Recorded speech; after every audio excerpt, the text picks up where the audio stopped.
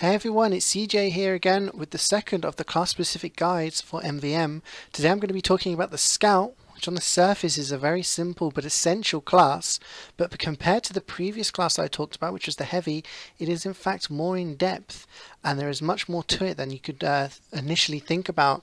The simple thing about the Scout is it has one main job to most people, and that's to pick up the money, but it can benefit the team in so many more ways, and it is an essential class to be picked at the start of MVM. And even with silly kind of loadouts where you have multiple soldiers or multiple scouts or multiple snipers or multiple NGs, you're always going to have a scout to be able to pick up that money. So it has three major roles in playing MVM, and the first one is the one we've just talked about, is picking up the money. The kind of core idea of MVM is you pick classes that will do as much damage as quickly as possible to the robots. That's why you pick classes like Heavy, Demo Man and Soldier, but the Scout doesn't really fit into that profile. It doesn't have very much DPS, but it is fast and it has a couple of unique things about it in MVM, which is why it is assigned the role of picking up the money. First of all, it gets buffs when it picks up money. That means every time you pick up a piece of money, you get health added to your quota, and you can get extraordinary buffs of over 800 HP, which obviously means you're going to take a lot more damage before you actually die, which allows you to kind of run into danger and pick up that money. Also, you have a wider pickup range as a Scout, whereas other classes have to walk over the money in order to pick it up. The Scout can just run into a general area, and as long as it's within that pickup range, the money will fly around and then just be added to the Scout's total at the end. So looking at the two main maps that are played in MVM at the moment, which is Rottenburg and Manhattan on the Two Cities tour, there are kind of two areas where the robots spawn. Obviously this changes on Manhattan if you get pushed back to the earlier cap points, or on Rottenburg if sort of teleporters are built by engineers behind you and robots spawn in. But in general there's two areas. On Rottenburg there's the main kind of spawn area on the left hand side where robots will start to spawn from, and there's also the spawn at the top right, which is the cliff area. So you're going to be kind of jumping in between these two areas to pick up the money. On Manhattan there's two areas again. You have the main area, which is where most of the robots come from, and you've also got this upper spawn area which leads down to some stairs, and that's generally where your teammates are going to be killing most of the robots as they come down. So these two areas, the areas you're going to have to be going in between to pick up the large quantities of money that are dropped from the robots that your teammates kill. You also need to check behind for what I like to call loose change. Sometimes a robot will get past and might die from bleeding, or might get hit from a long range from one of your teammates.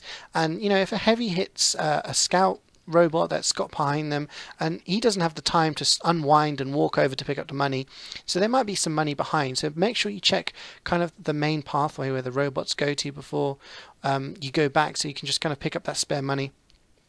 The good thing to check is that you always get a money count in the bottom left hand corner. This is an easy way to see how much money you have, obviously, but also how much money is lying on the floor. This little counter in the yellow box shows how much money is still on the ground of the arena, so you know how much money you are missing.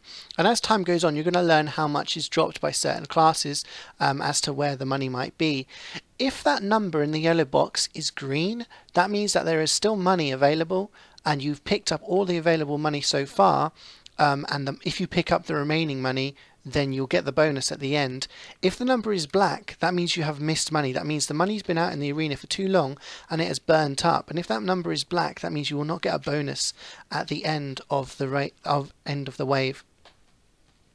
I said earlier that there was three jobs for the Scout. The second job revolves around the Mad Milk. This is a necessary item for the Scout to use, and if you upgrade it, you can actually use the milk to slow down robots. Now this is definitely usable on things like Super Scouts and the giant Sandman Scouts. If you throw your Mad Milk on them, it will slow them down. They are very, very fast, and once they pick up that bomb, if they're past the rest of your team, sometimes they're not going to be able to get back in time. So use that Mad Milk to slow them down so they don't speed past you, and the rest of your team can focus fire onto them and kill them as quickly as possible. But also throw the Mad Milk onto other things. Its innate ability is that it gives health back to people when they shoot an enemy with Mad Milk on them. So if you chuck the Mad Milk into a crowd, onto another giant, that means the rest of your team is going to get health back when they shoot that target, which is very, very helpful in keeping them alive.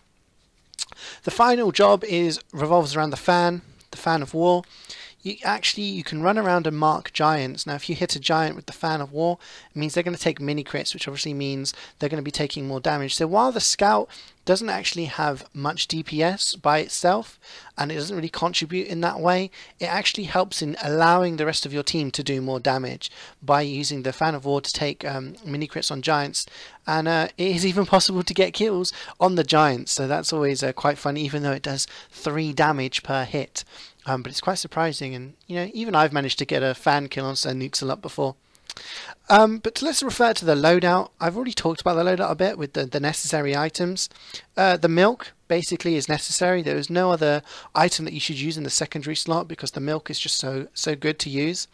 In the melee slot, the fan is the optimum choice. You just need to run up to them, give a robot a donk on the head, and it's going to take mini crits from the rest of your team. Some people like to use the Sandman. It has a similar effect. It takes away 15 HP, but you need to use money to upgrade the Sandman in order for it to mark things for death, the same way that the Fan of War does. The only benefit the Sandman has is you can do it from a distance and use the ball to hit from a distance and mark things for death.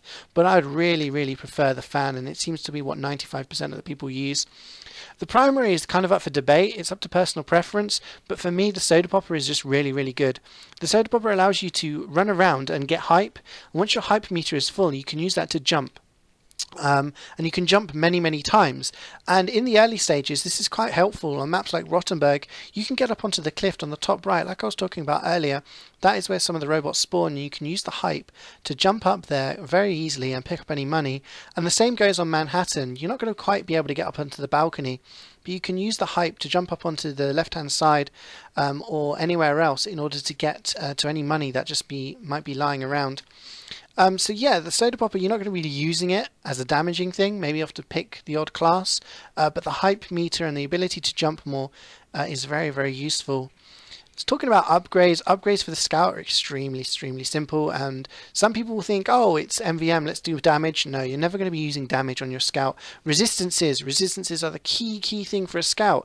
Like we said earlier, you're going to be jumping into danger a lot, and even though you get massive amounts of HP from the robots, from the money, sorry, you're still going to die very quickly if you've got 10-15 heavies shooting their miniguns. So the 3 key resistances for me are blast resistance, bullet resistance, and crit resistance. Fire resistance is also there. Pyros are kind of the only thing that will give you fire damage, and they're few and far between on MvM, but it might be helpful to pick some fire resistance up if you're struggling with that.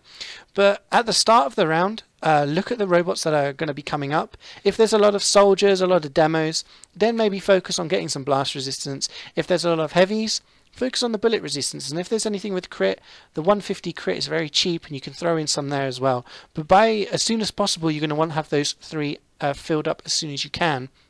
The other upgrades are for milk. There is an upgrade to actually have the slowdown effect on the milk. It costs 200, but you don't really need to use the slowdown unless there are Super Scouts in the arena. Once you see Super Scouts on the impending robot wave, that's when you need to put in the upgrade. And if there's a lot of Super Scouts, some of the waves have 12 Scouts, some of them have much more than that. That's when you're going to need to upgrade the recharge rate so that you're going to have lots and lots of milk to use. Movement speed and jump height are the other things that I would recommend.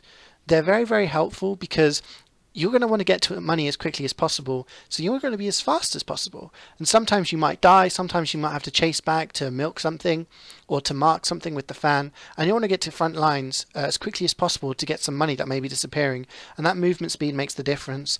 And the jump height kind of helps with what we were talking about earlier with the Soda Popper. It allows you to reach areas that sometimes you weren't able to reach with default jump height, like getting up onto areas where on Manhattan, for example, the left hand side, you can do a double jump up onto there once you've got the jump height upgrade, and you can get access to the money much quicker. But that's it really for Scout. Focus on the 3 jobs, picking up money, milk and mark. It's the 3 M's, money, milk and mark. And if you focus on those, then you're going to do a great job. But the last wave is a very interesting thing about the Scout. On the last wave, you don't really need the money.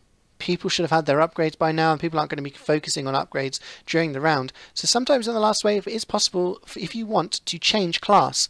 Change class to something like a heavy, or to another demo man, or to a soldier, something that will help do as much damage to the last wave, because often the last wave is the hardest. But make sure if your team is struggling and you think actually there's super scouts in this wave, there's giants in this wave, they maybe benefit from me using my milk and using my fan to mark things. So just judge the scenario and think, do I need to say scout or do I need to change? But hopefully that helped any budding scouts out there. It's a little bit more complicated class, and it takes a little bit of practice than maybe heavy, but it is a very simple class once you get used to it, and it is great fun. So I hope you enjoyed the video, guys, and I look forward to seeing you on the next one.